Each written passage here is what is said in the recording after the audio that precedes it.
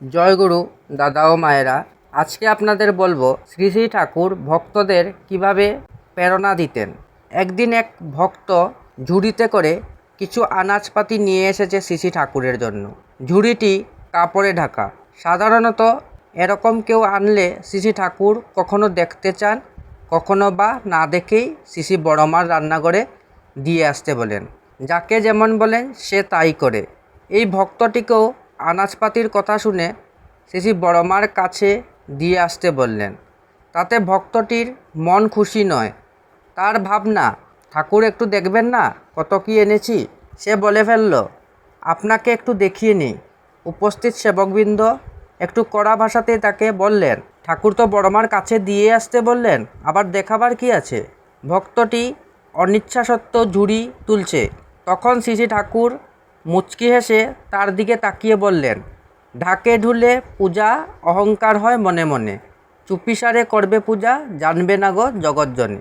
ভক্তটির মনের কোণে যে অহংকারের কালো মেঘ জমে উঠেছিল তা দয়াল ঠাকুরের অবিদিত ছিল না। তাই তিনি মিষ্টি করে অমন একটি ছড়া বলে সে মেঘ উড়িয়ে দিয়ে তার কর্তব্য নির্দেশ করে দিলেন। এবার আর তার মনে দ্বিধা বা গ্লানি রইল না। সে হাসি মুখে ঝুড়িটি তুলে নিয়ে চলে গেল শ্রী শ্রী বড়মার রান্নাঘরের দিকে। আর একদিন শ্রী শ্রী ঠাকুর জৈনক সেবককে একটা কাজের কথা বলেছেন। সেবকটি অজুহাত দেখিয়ে তার অক্ষমতা প্রকাশ করছে।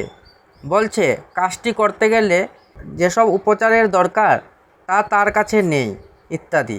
শ্রী শ্রী ঠাকুর তবুও তাকে বারবার অনুরোধের সুরেই বলছেন, দেখ না লক্ষ্মী, তুই চেষ্টা করলেই পারবি। কিন্তু সেবকটি বলেই চলছে, আমি পারবো কি করে, এবং না পারার যত রকম যুক্তি দেওয়া যায় দিচ্ছে। শুনতে শুনতে শ্রী শ্রী ঠাকুর বললেন, আমার কর্তামা কইতো, হয় না পারি না নেইকো ঘরে, এ তিন কথায় দেবতা হারে। যত না না করবি তত নাতেই পেয়ে বসবে। যদি কিছুটাও পারতিস তাও আর পারবি না।